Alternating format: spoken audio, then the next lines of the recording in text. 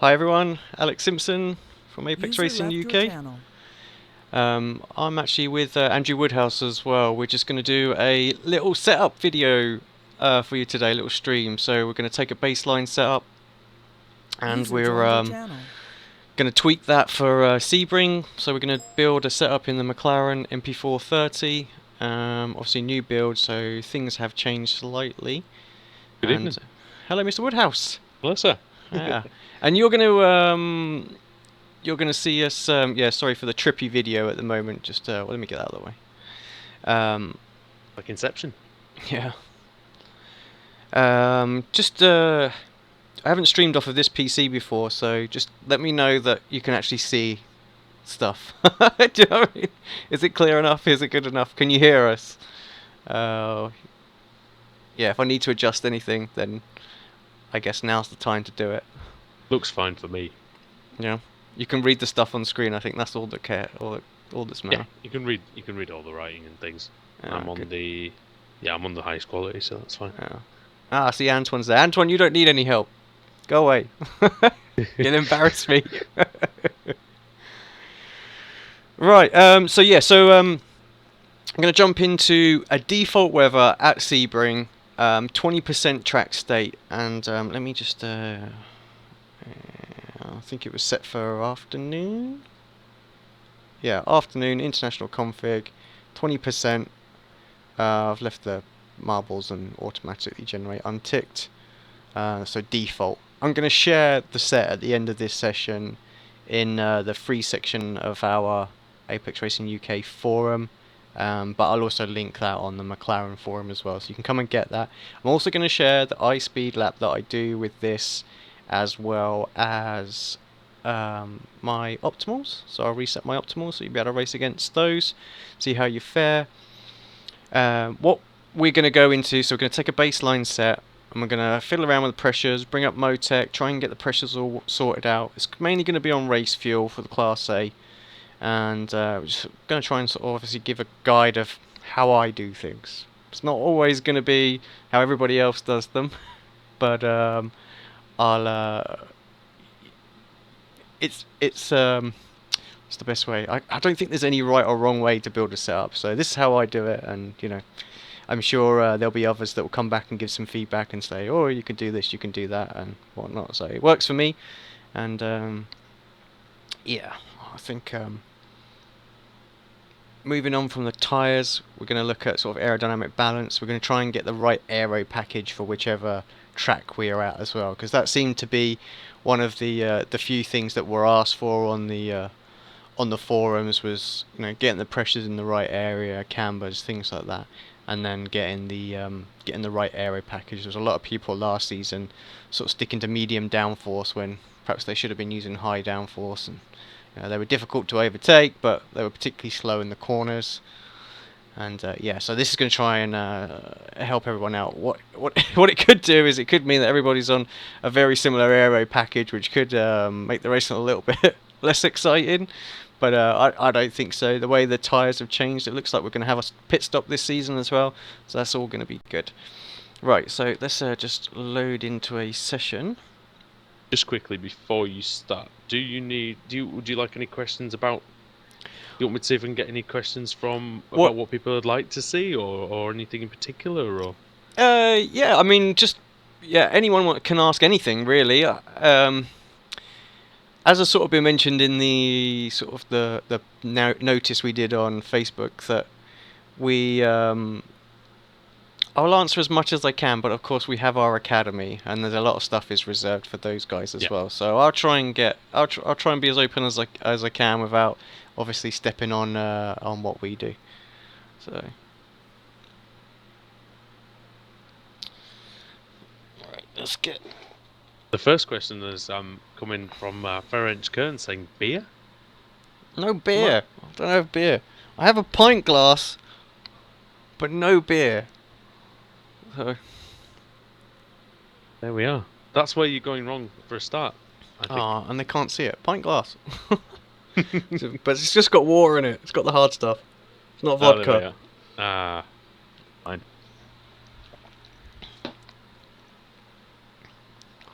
Right.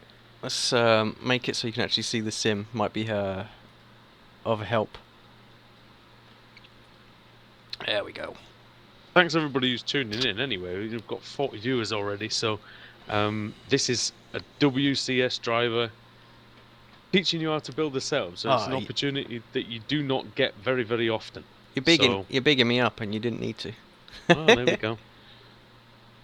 I was going to say you don't pay me to big you up, but you just don't pay me, so. Oh. You know. Sebring then. So. Sebring. What are you thinking about this new car in this track then? How's it going? What's the track like in terms of this car? Because I know it was a little tricky with the old car. Well, actually, it's not too bad in this car. The McLaren itself tends to take the bumps rather well. I'm quite surprised. It can still catch you out, so we will, we'll have to look at that. But what I will say is that default sets are pretty good for handling bumps. So the suspension wise, you don't really need to go fiddling massively. I think it's just a case of let's get the pressures in the right range because they've changed drastically. Since the last build, and I don't think the setups have been changed. So, yeah, that needs a good tweak. And then the aero balance will be out. Just have a quick look. I've chose the high downforce one because Sebring, yeah, you're gonna need high downforce. It's the only way, really. Pretty much 90% of the tracks we run high downforce in season 1. More than that, I think, like 99%. I think it was just Monza that we went lower. So. Which was the same as the old car, and I think we're going to do the same, be very similar. We're also running a lot of wing, pretty much everywhere as well. I think it was only like, again, Monza really, we took it off 20 wing, so it might be different from other people, but it just seems to me that as soon as you start going down on the rear wicker, you lose an awful lot of downforce, so yeah, keep it up nice and high. So pressures at the moment are all even. Across all 4. I'm going to do just a quick lapse on the default. I'm going to log some telemetry data and we're going to take a quick look at what the pressures are doing, and yeah, I'll explain why we're going to start changing them straight away. So tyres is what I always work on first. If you haven't seen the videos that I released over in week 13, it's got a whole bunch of stuff in there, and one of them was obviously about preparation. The second one was setups, and the third one was about human performance. So in the first one, we sort of linked to Motec and iSpeed as 2 tools that I use every week. So if you want to sort of follow along or do whatever, download Motec. Jump in, have a quick look at that video. The links are on there with links to download the software, links to download MU, which you need as an application to convert the IBT files from iRacing to Motec, and then where to get the workbook as well. So I use Peter Chamberlain's workbooks. They're great and highly recommended. You can just find them on the forum. He does some great guides as well, explaining everything that's in there. I will confess, I haven't read all of the guides. There's so much in there, it's crazy, and I need to read it all as well, because I'm sure there's some great little snippets that I haven't even picked up on yet. So, right, let me find me gloves, and yeah, we'll just do a couple of laps, and we'll set the telemetry going. I've got iSpeed running, so we'll log all this. Couple of questions, mate, while you're doing that. We've got one asking, are you going to explain how the dampers work? Because they're quite confusing. Yeah, I can explain how they work, certainly. Yep.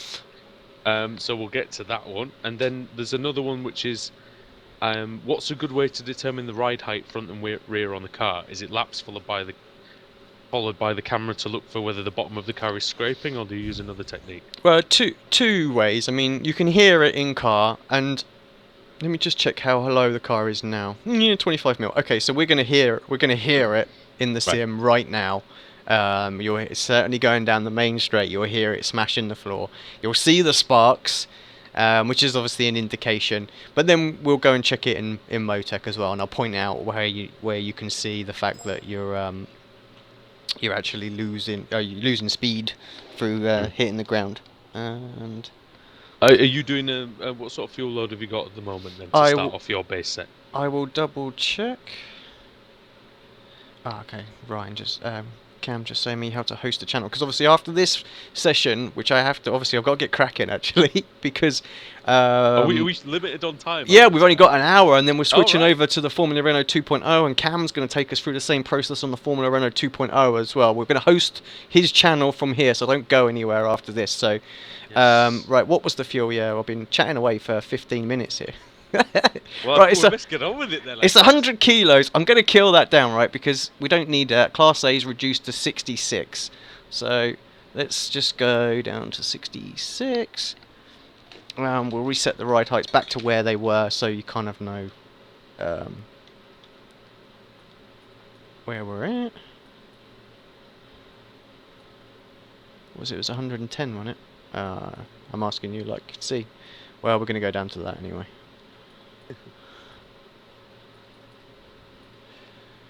Too far.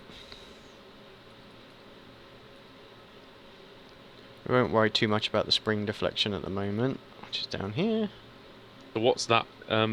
What's that doing then for people who don't know the torsion bars? I'm just readjusting the ride heights. That's all. Just Okay. getting them back So it's down. So legal? because I've put the fuel down, obviously the ride heights popped up. So, you know, when you're working on sets and things like that, especially with like qualifying and you've got a good race set and you want to convert it, got to remember to readjust the ride height. Pretty basic stuff. I'm sure most will know that, but you know, for those that don't, that are completely new to it, then yeah. Right, let's do a couple of laps. We'll head over to Motec.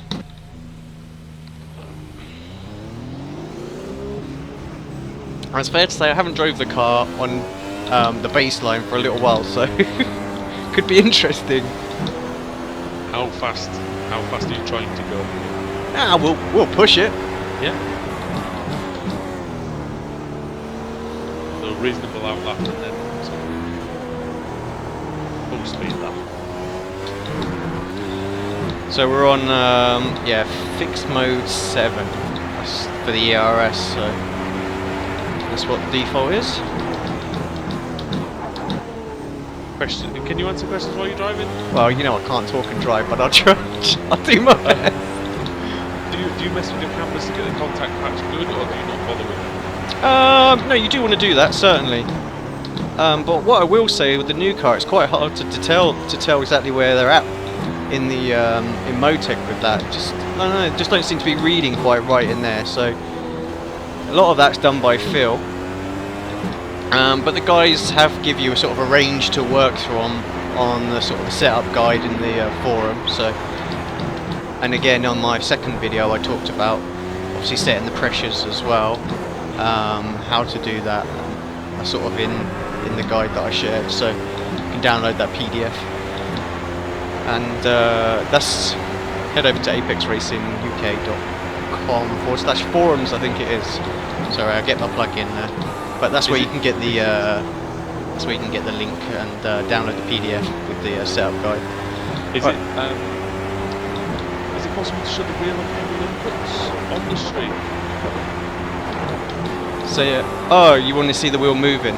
Yeah, let me do that. Tell you what, let me reset. Or the pedal inputs if possible. I don't know if you can put that, because I know there's a box. Yeah, I see it. How do we move the black boxes? I think you can. Yeah, I'm you not sure can. how. I can. Apparently, I'm quite quiet on the stream as well, so okay. which is unusual, really. Yeah, well, let's turn you up, and then we will move the black box as well. So, right, what do we want? We want graphics because they want the wheel moving, yeah. So yes. Steering wheel. Alt K is what everybody's saying. Hey, thank you. Boxes. There we go. We've got about 6 people with Alt K. Well, 4 people. So. Do you have to be in the sim to do it? I bet we do. Okay. Yeah, there we go. Right. Tell me when you can see it. Hold on, it's catching up. Yeah, that's juddering about. So I'm guessing that's what your wheel's doing. Ah, there we go. Yes. And perfect. Is that alright? Yeah, that's fine. Alright. That's absolutely fine. My sim steering going nuts. 58 viewers. Thank you again, everybody. Right, Tuning in. Let's turn you Sunday up. night. Let's turn you up as well, mate. Give you a bit of volume. Say something. Hello. Well, you sound no, you sound I louder was just to me. saying. Oh, I way was too just loud. saying, everybody. Thanks for tuning in, because 58 viewers Sunday night. You know, it's all, and you're getting a personal lesson here of how to build a setup as well. So. Well, we haven't done anything yet. Yeah, well, you 20 know. minutes in. Right, here we go then. Oh, that's weird with the wheel moving. Which wheel do you have? Was the next question. So I've got a sim steering version 1 with a modified Fanatic rim. That's Leo Bodner's Simpson. That is indeed. Yes. Oh, it's very weird watching the. We've wheel. got to get the we've got to get the plugs in. So now that you can see the wheel moving on the guide, can I turn the wheel off from moving? That's going to be the next question. the off-putting. I'm so not used to it.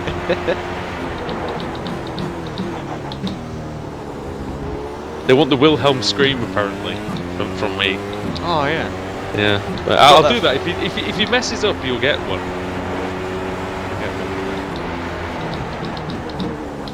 I reckon you could turn the wheel off if you want. If people can actually see the little one. Well, we'll get some laps in first, and then we'll see how you go. See how you go. Otherwise, we'll just be tweaking settings, and then we'll be handing it over to Cam just as we're good to go. Yeah, that's it. I'm a little bit behind, but there is. But having said that, it looks like the car's a little bit of a handful at the minute, even on the baseline set.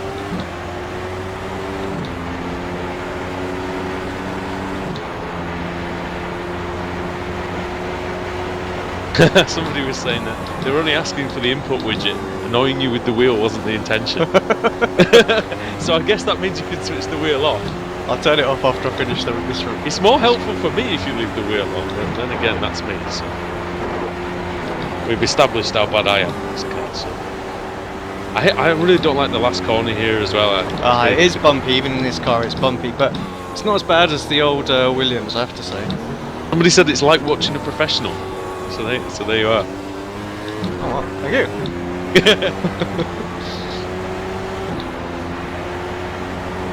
I try, but yeah. How are you finding it here? You know, I'm not too opposed to Sebring. I quite like the track actually in the layout, even though it is as bumpy as hell. I like the track. The track's really nice. It's. But obviously, if you start going into the repave discussion, then people are going to start calling for your head, I think. Because I would think if this was repaved, it could actually be a pretty good F1 track. Did you see that they went and looked at Watkins? Charlie White? Yes, I've heard about that. Yeah, they said it would be a great F1 track, and it was, of course, years ago. But they have repaved that though, apparently. So that would be great. A bit of runoff area here and there, I think would be good. Apparently your middle name is, it's not as bad as the old car. Alex, it's not as bad as the old car Simpson. No, it's true. I'm not sure who that is on the. I think that's one of our guys. I'm not sure who that is. But I do use that a lot. Does anybody know the cost of Motec software? Oh, it's free. It's free, yeah, it's free. All the links on that video anyway, so yeah, plug. This is my personal question to you. Have you got Motec? Do you prefer Motec to iSpeed, or what do you? Well, I use both. I prefer Motec to Atlas, but I think that's just because I know how I can't remember. I think it was Sam who really showed us Motec to start off with, and then from there, you know what it's like. You just sort of stick with the one that you know. Tricky corner, that hairpin. Get a lot of wheel spin out of there, and I think we might see a few people lose it coming out of there. The first sector is actually quite quick in this car, isn't it? Yeah. Quicker than you think it is. Is there going to be more F1 setup focused. Oh, is this going to be more F1 setup focused, or can we apply the same principles to other cars? Certainly you can apply a lot of this to it. Of course, like, there is Cam who's going to do the Formula Renault. So if you're specifically after Formula Renault, then stick around because he'll be up next. You got a big moment there, didn't you? Yeah. But yeah, for the most part, most of it will work. I mean, what I'm going to talk about the pressures in a minute. Some cars will not give two hoots about this, and others absolutely need this as well. And that's all about getting the tyre pressures even. I'm a firm believer that you want the pressures even over the run. I mean, you don't want them all over the shot. So I will have them all over the shot as I enter the track, and then let them even out. Now in the Indy car, if you try and drive on the road with anything but even pressures, well, you can forget it. You know, the balance just goes all over the place. So, and this car not quite as bad as the Indy car for it, but I still feel like you want to have some even pressures. Right, we'll just do one more lap, and then that should give us enough data just to see what the heck's going on. Oh, major lock up. And it's fair to say that the car feels like it's getting worse at the minute. So yeah, somebody's put me in my place on there, saying, is the first sector's quick in this car, or has that got something to do with the driver? Well, it's probably to do with the driver, because I bet if I jumped into that, it'd look like a tortoise walking through treacle. So I think yeah, it's definitely something to do with the driver. Got a nice rhythm this track, really, hasn't it? Once you get into it, yeah. I mean, the bumps can catch you out all of a sudden. You know, you can get into a rhythm, and then all of a sudden you catch a bump because you're just slightly offline. Cam's being a noob, apparently. So I'm guessing he's looking forward to doing the Renault stream, of course. The Renault's a great car. Probably the best car iRacing have done in a long time. This one's pretty close as well. It's a pretty good one. Let's bring it into the pits. Oh, I think that might have been speeding. You know what? I saw the animation man for the first time today. You just never reset, do you, normally? You never drive back into the pits, it's just reset and go. Oh yeah, that was possibly speeding, I think. I've just seen that. Right. Okay, let's take a quick look then. Right, so for anyone who hasn't got Motec, to start off with then, right, let's take a look at the pressures. They're not too bad here, actually. But what we have got is a massive difference front to back. So we've got 137 hot pressure, 136 on the right, 143, 144. Now I would want them all the same. And as far as hot pressure range goes in this car, obviously this is only going to be relevant to this car. I would say from last season, I've been working from anywhere from about 136 up to 150 seems like a range that we were working. Every track is a bit different. Of course, high speed tracks, you're going to end up with slightly higher pressures. Low speed tracks, you're going to want more grip in those coming out of hairpins and things like that, so the pressures will be a bit lower. So like Interlagos, our pressures were a bit lower than what they were at Phillip Island, but of course Phillip Island still got 2 hairpins, so they didn't go up too much. But there's a couple of extra high speed corners in there, so right, they're out. But let's just take a quick look at Motec as well, because I'd instantly go adjusting, and I'm going to go up with the fronts to try and even those out. So, but let's just take a quick look in there. We'll switch over to my desktop. I've already got MU running, so hopefully that should have done what it needs to do. We're up to 132 viewers. Hey, hello. Hello, everybody. Yeah, thank you for tuning in. Okay, so yeah, pretty much like we saw in the garage. The garage is pretty good, but it does read the last hot pressure, so it would have read these pressures here, which is about right, as opposed to sort of down here. But it doesn't. It gives you the last hot pressure. It doesn't give you an average over a run. This is why Motec's particularly useful, because you can look at your whole run and see exactly what's going on in the pressures. So like I say, we've got pretty much from word go, you can just see the fronts and the rears just separate. So you want to try and, like I say, in this car, IndyCar, and then certainly some others as well that I've drove. You want to try and get them in there. So we're looking at about a 7 kPa difference. So I'm going to go and whack those front pressures up to 144, something like that. Just to answer the quick question on there, the setup will be available to download just after the end of the stream. That's going to be on the Apex Racing UK forums. There's a free members area, so you just have to just make an account on there and just join. That's it. Yeah. Join the forum, and that's it. So have a quick go of that when you get that, and so because somebody's going to make screenshots, and I'm thinking it's going to be much easier to just download it. You don't need to make you don't need to make screenshots. We're going to do that. So this is going to get the pressures and the aero balance in check, as long as we can do that in half an hour. That is, and then we'll challenge. Yeah, then we'll share that, and that's your sort of your baseline, I would think, for this week to work on. Right. So sorry, I didn't bring the camera over. So. Didn't switch the camera to the screen. So yeah, I've changed the fronts to 144.8. So, and then I'm going to just do another 3 laps really quickly and just see where they're at as far as the pressure goes. It's all about getting the even pressures first, and then what you would do after that is you would just do little changes, you know, click or 2 at a time, and just sort of say, well, you know, which one's quicker? You know, okay, I'm quicker, and here there's no sort of definitive way, I would think, to look at the data and go, right, here's the right pressure off the data. It's always going to have some driver input. Oh, I didn't turn the steering wheel up. I'm going to do that. How much does the weather affect the pressures?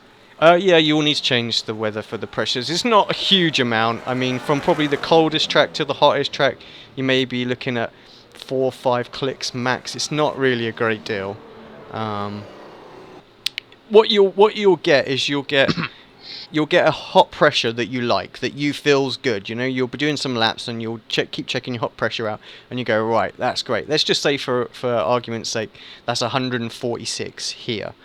Yeah. And then what you'll do is you'll check on different weather settings, and you'll go, okay, so now I'm only 142, I've got to go up 4 kPa, and you just keep working back towards your hot pressure that you found was the sweet spot in whichever wet testing you were initially started off at.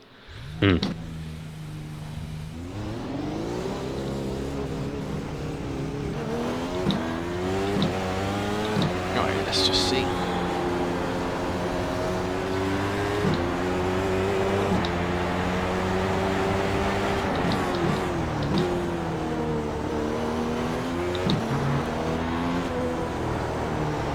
I realise we're probably not going to be able to cover a great deal today because we've only got an hour. But yeah, we're going to do these each week. We can overrun, can't we? A little bit? Yeah, maybe a little bit. But we are, like I say, we are doing them each week, so I will be able to just sort of cover different things each week, you know, so you'll get a general idea, and then hopefully you can just put all of these together. As well, actually, it will help if if people can get the basics down, this week potentially, and then get a bit out of different things next week. So. Yeah. Will this be on YouTube? It will be on YouTube afterwards. Yeah. Even if it moves over to, if it doesn't move over to iRacing's YouTube, I'm saving a copy to local hard drive. I'll make sure it's on Apex Racing TV. So. Yeah. So go and subscribe to that, and you'll get Alex's videos delivered to you every week if you can't make the stream as well. So. And just so that any newcomers to the stream, well, there's been a few in the last few minutes. Alex Simpson is building a setup for the McLaren MP4-30 for the Sebring race, and he's sharing that all with you. So there's going to be an opportunity to, of course, get that set up at the end as well. I'm Andrew Woodhouse as well. I'm doing the questions and answers. So. Thanks for joining us here on the Sunday evening. 144 people spending their Sunday evening with us, so thank you very much for that. And there's going to be a broadcast as well. Cam Stark's going to be doing the of course, Indy 500 winner. It's going to be taking you through his process for the Formula Renault 2.0 as well, which is the best new car on iRacing, of course, and I think anyway. Yeah, I would say it is lovely. Cracking bit of kit, and very nice to drive, and very nice to race as well. I think that's the big key with the Renault. But how's it feeling now then that you've just made those quick changes? A little better, and I think looking at the optimal bar, you can see the improvements as well. giving you more traction as well, isn't it? The car just feels more balanced, that's the thing. Just a little bit less snappy in places. Turning in a lot smoother. Cam says I'm making him blush, but you know, it's true. He was the man, and apparently he can turn right as well as left, so... It's a nasty bump there you got to watch out for. You just get too far over to the left trying to get a better exit onto the back straight. It just bumps you wide. Oh yeah, and you almost hit the cones there as well, didn't you? And it is one of the tracks, isn't it, where the track surface can really alter your lines. You know, unexpectedly, I guess, with the bumps. Exactly. Well, there you go, like half a second quicker than the one I've done before. So, if the baseline setup is so bad that you can barely get around the track, do you look to change one particular area first to get that baseline to work before you then go and do the more advanced things? tyres, always tyres. Tyres, yeah. This is why I'm starting on the tyres now. It is the number one thing you need to start with. The most important. So pressures and then cambers, you know, they make a huge difference to how the car handles. I suppose that is the only part of the car that actually touches the ground, so... Yeah, and this is why that question about the contact patch makes so much sense. I mean, that is normally what I would be doing. Like on the IndyCar, on the oval sets, and we used to do a lot of oval running, like the contact patch was very important, that and the ride heights. Oh, it's a bit too much aero on this as well, so hence the little moments.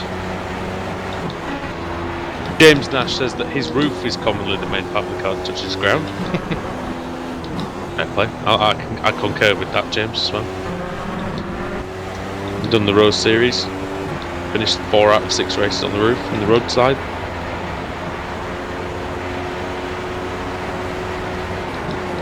Yeah, you've definitely got a lot more grip now, haven't you? Tell that's working well. Yeah, just coming out of corners now feels a lot better too. Just feels like it wants to sort of pick up and go.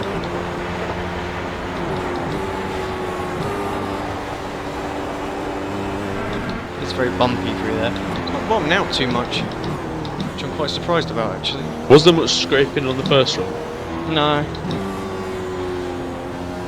I'm guessing it's probably quite stiff. We'll have a look at it. Here's something I wondered as well. Do you ever get to the point with the setup where you're happy with it completely, or going into a race you're always looking to just tweak bits and bats until the very start of the race almost? I don't think I'm ever truly happy, but a couple of times maybe. Yep. Are you changing things even onto race day then? Generally, or? Yeah, I have to say I'll try a few little tweaks here and there.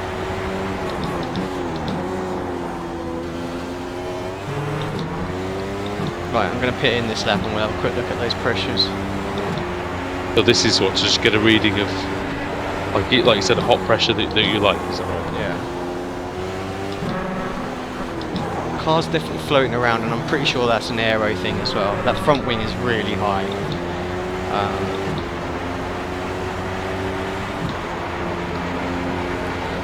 And I think that's sort of affecting the balance overall. The rears can handle it for the first couple of laps, but then after that, they're sort of giving up the ghost a bit.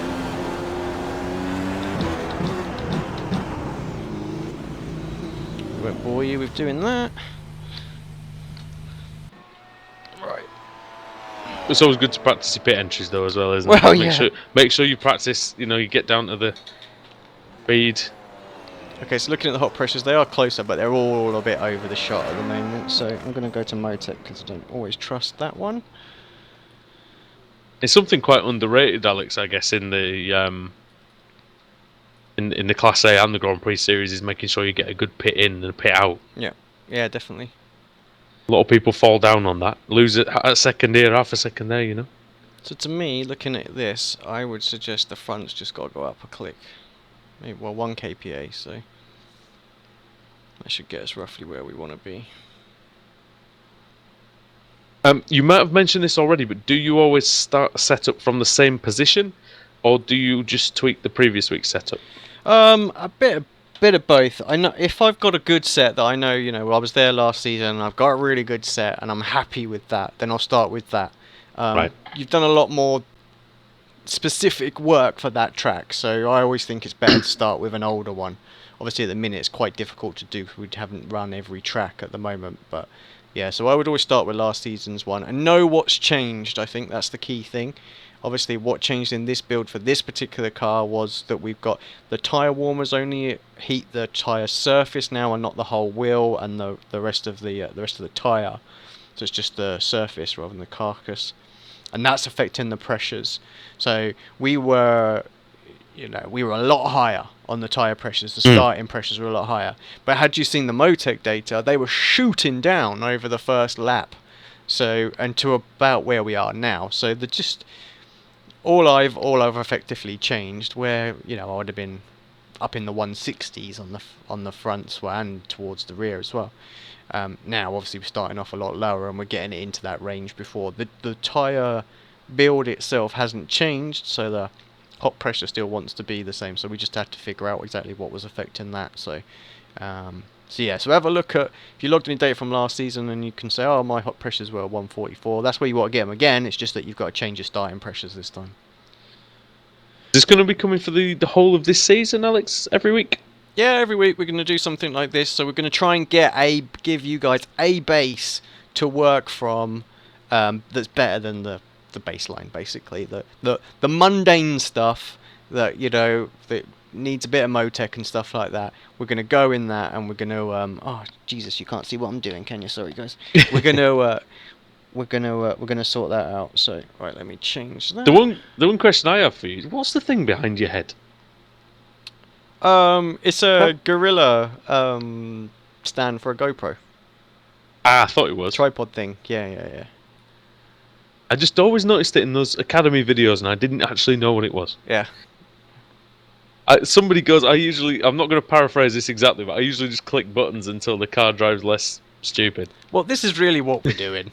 And this is why we're doing this, because you can get we just sort of click buttons around, but what I'm going to do, I'm quickly going to do a couple of things. So I've adjusted the fronts up a little bit more again, just to try and get them evened out. I've gone down a couple of clicks on the front wing because I felt like the rear was just being overpowered a little bit by the front downforce. So, and that is pretty high. I have to say 14 is quite high. Let's just take a quick look at the rest of it. So the heave rate's quite stiff, front end not too bad. So the heave is what's stopping the front heave is what's stopping the car from bottoming out. But I'm going to take a quick look in the ride height part of Motec as well. We'll swap that over. So what advantages does Motec bring that iSpeed doesn't?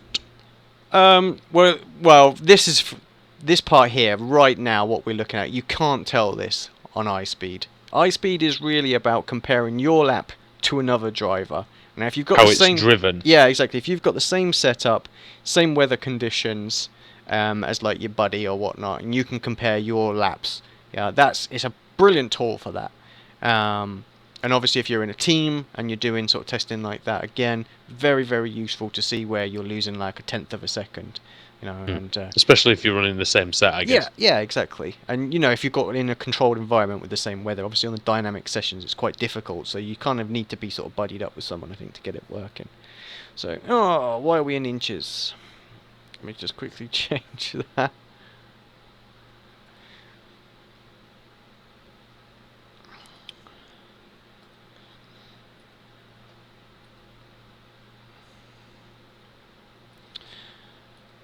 That's one thing with Peter's workbooks you'll need to change as well, obviously. Well, you don't have to if you want it in inches. You can keep it in inches, it's fine. But personally I work in millimeters.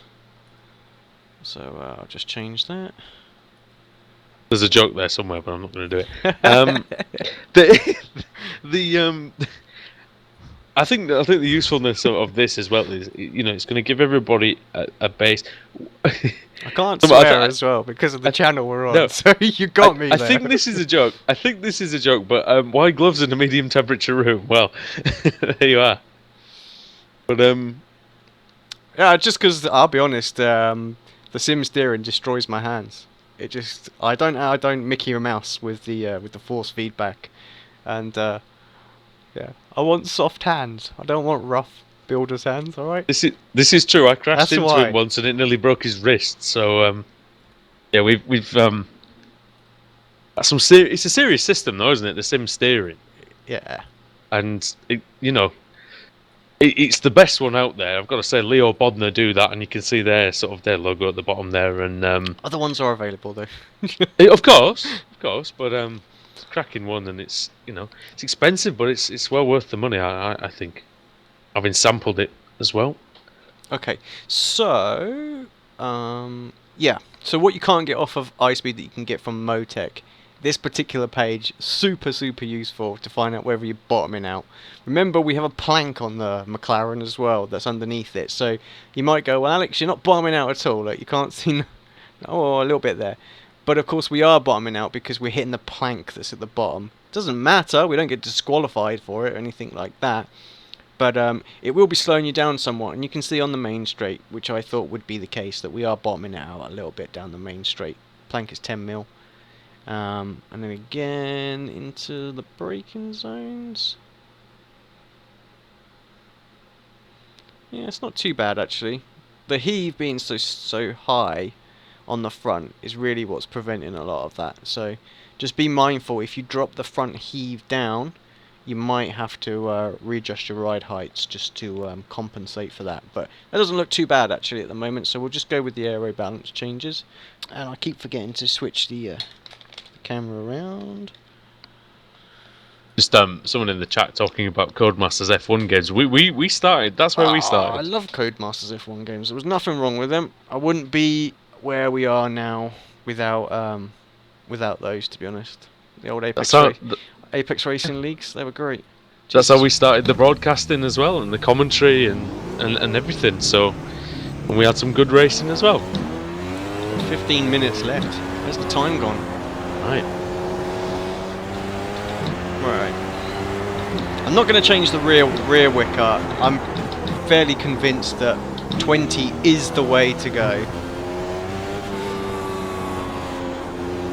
My stream's jumping around a little bit. I don't know whether that is just me. Me too, here as well. Oh, come on.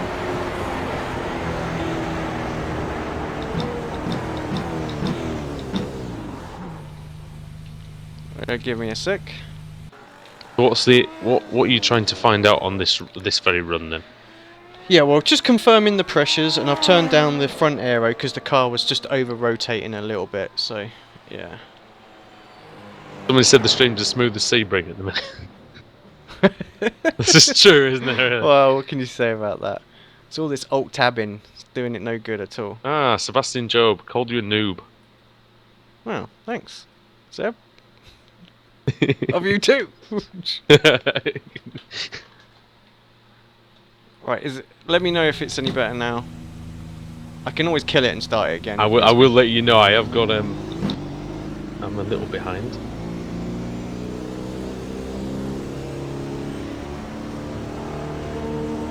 Does Motec work like iSpeed? Yeah, that's much better.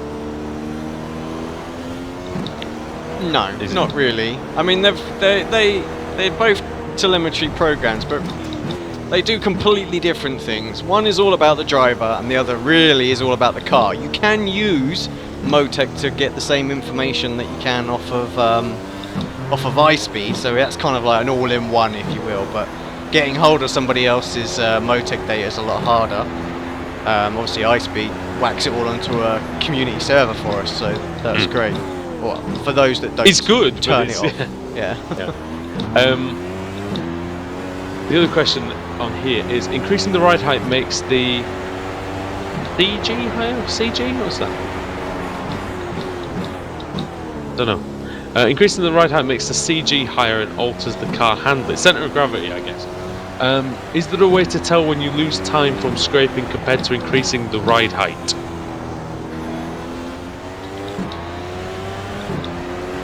The real way. I think does he mean you can tell whether you're losing time from the ride height being too low or too high? I think. Yeah, I mean, I'll be honest. The main thing is the delta bar. If you take it too low and you start to scrape, then you'll physically see going into turn 1 here specifically, you'll just lose time. Yeah. You know, so that would be my, you know, the easiest way of doing it. You can spot it in Motec for the same things, because your speeds going into the corners won't be the same. But yeah, really, if you can hear it bottoming out and you're losing time, as you can see, I'm not losing any time. So, oh, that was close. Yep.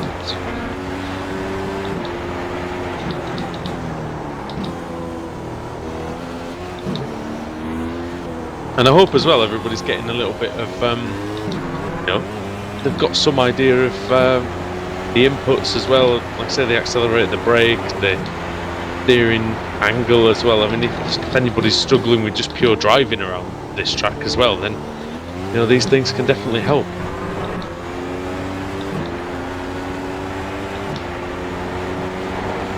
No DRS at the moment then, I think. No, I haven't been using DRS at all.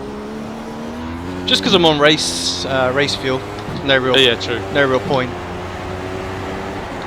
Good point. Good point.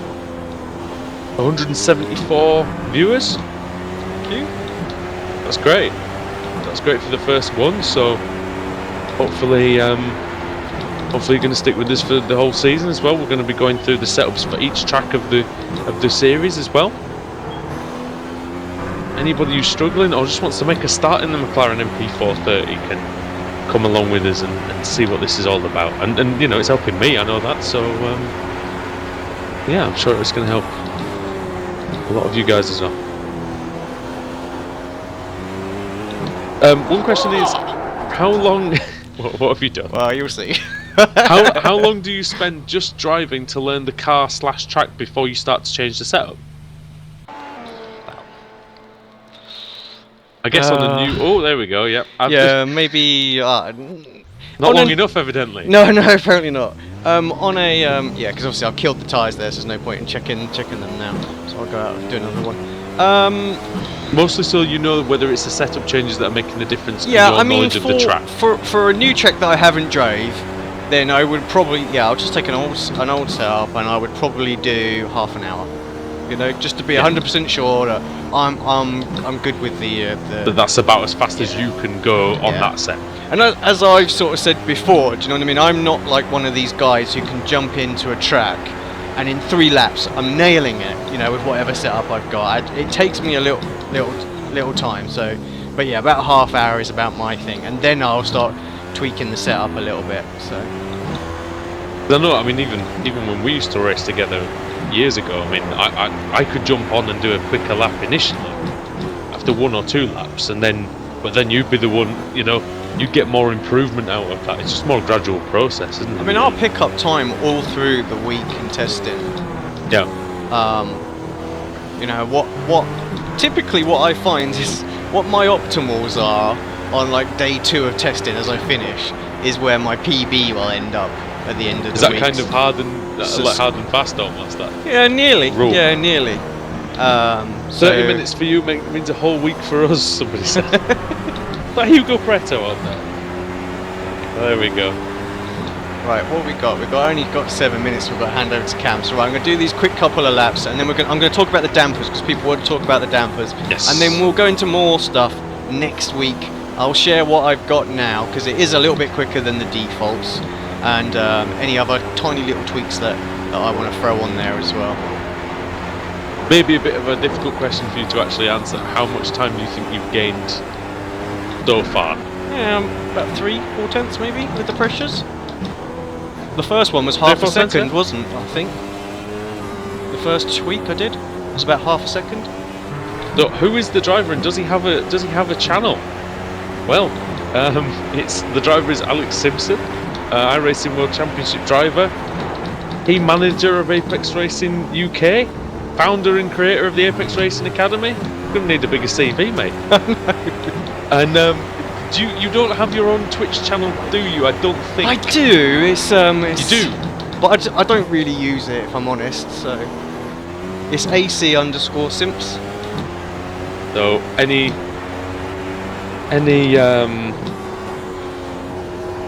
Yeah, so you might do some more, might you? At some point, have a dabble on Twitch, but it's always quite difficult, isn't it, when you're Well, I'm going to be doing testing these for the World weekly. Championship? Yeah, I'm going to be doing these weekly at this time as well. So, is it possible for you to attach any info in the notes section of the setup to remind people of the points you covered in the stream? yeah, certainly. Like a tips file? Yeah, I can do that. Good. Yeah, I can say I've set this and this and this and this up. So yeah, no problem. And I guess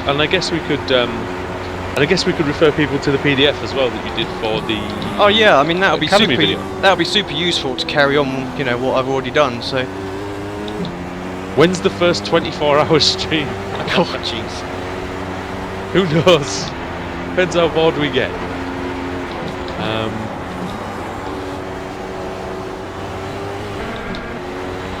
I think I've gone down just too much, but I want a bit of mechanical turn. So.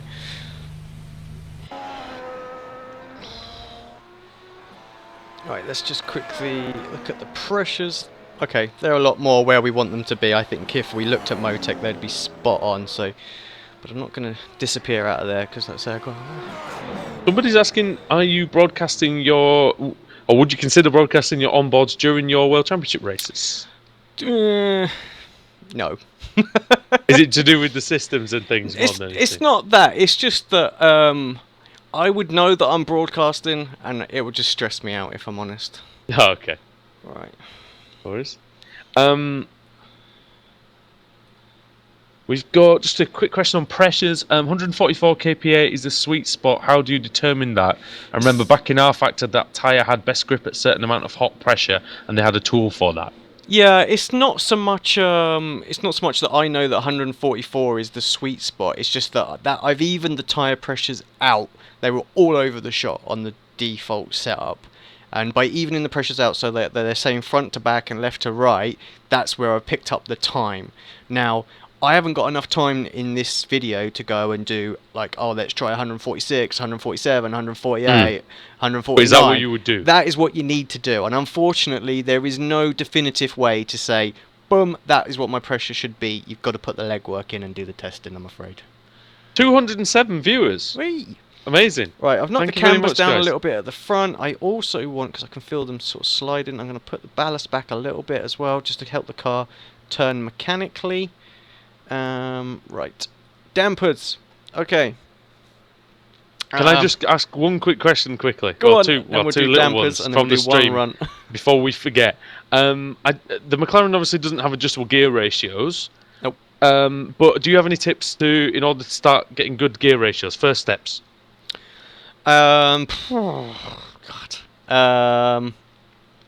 It's tough. I have to say, I use a tool to do that before, just to get them right, just so I can see the range, so I'm not dropping too much. But you can use that on Motec. And what I'll do is I will dig some information out for the next video that we do, and I will talk about that because it's not exactly straightforward to explain, and I can show it on Motec for the next one. But I promise I'll do that. So other quick one. I'm sure you'll cover this on a later stream, but ERS management is all about low fixed deployment and P2P throughout a lap? Question mark. Yeah, can be some tracks not so much. It depends if you can regen a lot in the middle, or like the infield section. If you can regen loads where you're not going to lose too much time. Like Sebring's a bit of a funny one because you've got lots of straightaway sections, so you're constantly banging that ERS. So there's no real place to regen it. So yeah, you might lose more through having it at like a really low setting, but they're changing the ERS settings. So yeah, just anything I say right now, I think it's Thursday next week, is going to be moot anyway. So we'll have to wait and see what they do to that. Are you sharing the Motec data? I'll show the Motec data as well. Yep. Yes, no problem. Cool. Right, so dampers then. Probably get the dampers in and then maybe do one run, and we'll overrun into to cams. All right. So low LS, yeah, stands for low speed dampers. Now they are basically the car transitioning in and out of the corners. So a lower LS compression damping will basically mean it's softer. It'll dip into the ground quicker. Yeah, and that will give you more turn. A stiffer one will stop it turning as much. Now on the I've heave, got you, and it doesn't go into the ground as much over the bumps. exactly. Yes? Right. Yeah. Okay. No, not the bump. That doesn't affect the bumps. Yeah, that's the high speed. The high speed is all about the bumps, and it's the same principle. Softer one means that it will dip down into the ground quicker, and a higher one will be less. On the rebound side of things, that's as the car's transitioning back up, or the wheels are falling out from underneath it if you're going down a hill kind of thing, like drops. And the same principle again. If the car is, you'll notice this on really some sort of really bumpy areas. I think Phillip Island, Turn 2 is a prime example. There's a nasty bump in the middle of Turn 2 apex there. You tend to want a softer rebound there so that it doesn't spring back up really quickly and make the car unstable. The high speed, the low speed rebound dampers, as well, will also affect the transition out of corner. So a higher number will make the car want to stay tighter through the corner. That's not NASCAR tighter, either as well. You'll have more turn through the corner, kind of coming out of the corner, when you're on power. You mean tighter as in tighter line? Yeah, exactly. A lower... And not tighter as in understeer. Yeah, okay, exactly. A lower one will make you want to have more understeer. So if you're getting a bit of snap on the front coming out of the corner, then go for a low speed rebound damper. That will just sort of make the car just transition out to the exit apex nicely.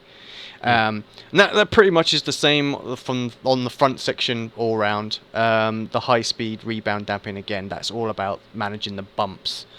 And again, if you find that the car is just sort of like springing back, it's sort of bouncing up a bit, then you'll want to take your rebound down a little bit. On the rear end, it's kind of reverse. You've got to think of the dampers a bit like a seesaw, if that makes any sense, if people know what seesaw is. Yes. Yeah. So when your front end is dipping down, so your low speed compression damping, that's affecting the low speed rebound damping on the rear. So if you stiffen that up at the rear, that will mean it will have more damping, so it will keep the rear end under control. So that will try and prevent the car rocking forward a little bit, and that will take away some of the turning that you get. Obviously softening it up, and it will turn, it'll go with the front end even more. So you kind of want to work those in sort of in together. I have to butt in. Somebody said, "I swear, if we all had an Alex Simpson, we would all be aliens." Yay! So you just need to clone yourself, essentially, and then everybody would be. There's loads of me. Yeah. Yes. That's a scary thought. It is. Low speed damping on the rear, again, that is when basically the arse end is gonna I think we're all right with that. It's gonna squat on the it's gonna squat towards the floor. So if it's softer, it will squat to the ground and dig in and bite, and you'll have a bit more grip. If it's stiffer, it will tend not to do that. Again, so if you're lacking a little bit of traction, soften up the low speed compression on the rear. And again, the same with the damping, the heave. The difference between the heave and the corner springs is obviously the heave affects it more think of it more of it being in a straight line, where the corner springs will affect it more as it's transitioning, sort of going into not the very first part, but sort of the first stage of sort of the middle part of the corner more than anything. So heave is the very first bit of the corner, and then the corner springs are more the middle of the corner. And so heave is more up and down. Yeah, well, both of them are to a degree, right. But in the setup guide, I explain in a bit more detail, a bit better, exactly how the car transitions. So heave is what you would deal with first, and then it's the corner springs. So he said this is like going back to school, but in a good way. Right, we're 3 minutes past already. I'm gonna have to hand it over to Cam. I'm just gonna do a couple of laps. I'm just gonna do one lap, and then I'm gonna dash it over to Cam. I hope he doesn't mind. He can shout at me in a minute, and then we'll host his channel. I've got to figure out how to host his channel. He did send me a message, so hopefully he'll be live in a minute. Hopefully he's watching this going, come on, get it. And he's not already started, because I haven't sent it over there yet. Where can you find the guide Alex speaks of? Alex, just quickly while you're on your outlap, just give a quick... Yeah, so if you head over to our forum, which is apexracinguk.com /forums, in there's a free members section. and I did a whole bunch of videos over week 13, and one of them talks about setup, and in that thread you can find a PDF which is my my setup guide for the old Williams FW31.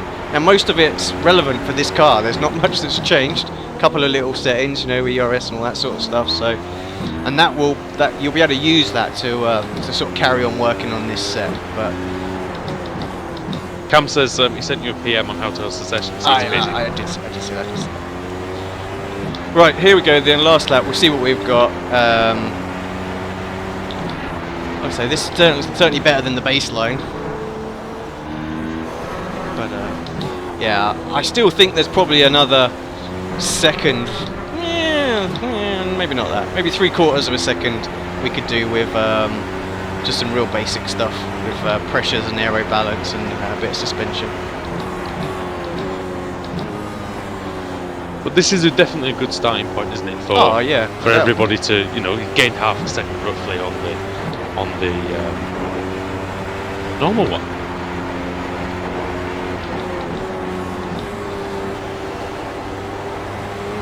So what have you noticed so far? Give me a sec.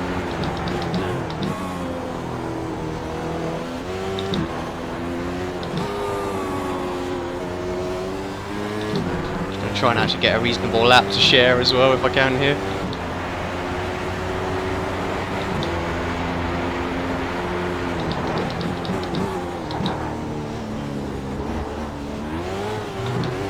Bit bumpy there. Could do with some damping tweaks.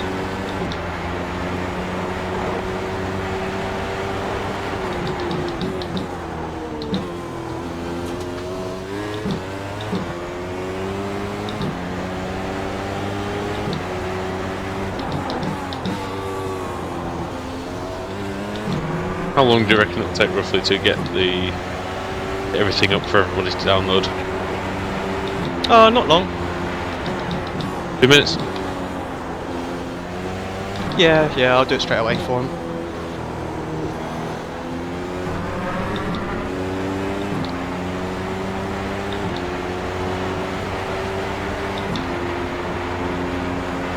Yeah, I mean, just by looking at it, I mean, I'm not an expert, but it does look like the car's much more planted and much more level as it's going through the corners.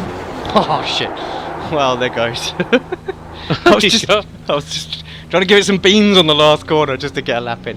I will do a lap off air, and I will share it. I expect it's going to be it's a bit bumpy around there. I think we definitely need to deal with a little bit of damping around there just to sort that out. But yeah, right. Thanks everyone for tuning in. I can't believe how quickly that hour's gone. It's crazy, really. I've barely touched anything, but I'm going to share that anyway.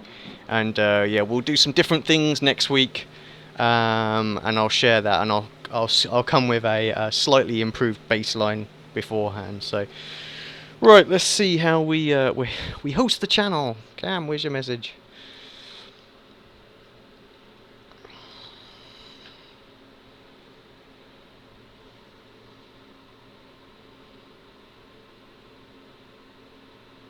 Oh, Cam's OBS has just crashed. Oh, okay.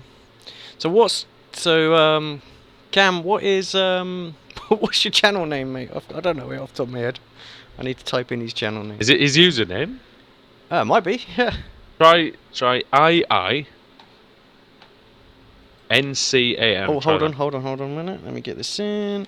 Host. Space. Right, go on. Yep. NCAM. Try that. NC in capital letters if you need it. I don't know if it's right. Before I press this, because it's about to jump over to him. Thank you everyone for tuning in. I appreciate it. And like I say, I'm going to carry on doing this throughout the rest of the season. Hopefully, we'll cover a load of more stuff. Just keep asking me questions. You know, that's the key thing I think with this. We can share as much as we can. All right. All right, everyone. Yeah, here we go. Heading over to Cam's channel. No, it's not. It's asking me to sign in. Give me a minute.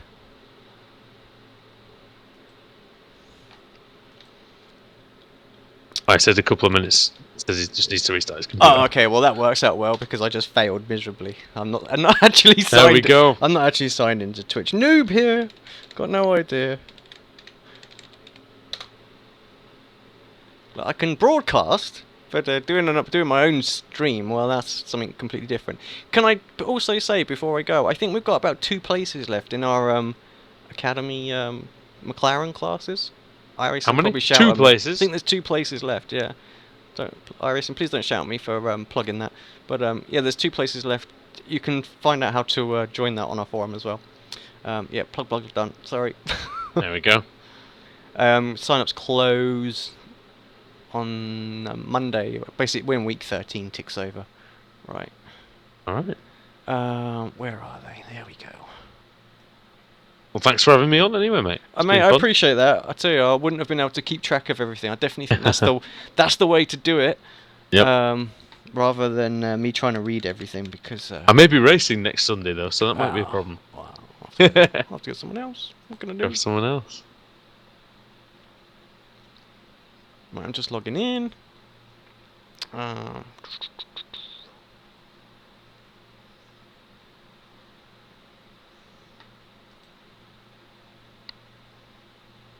Yes, this will be the same time next week on this channel.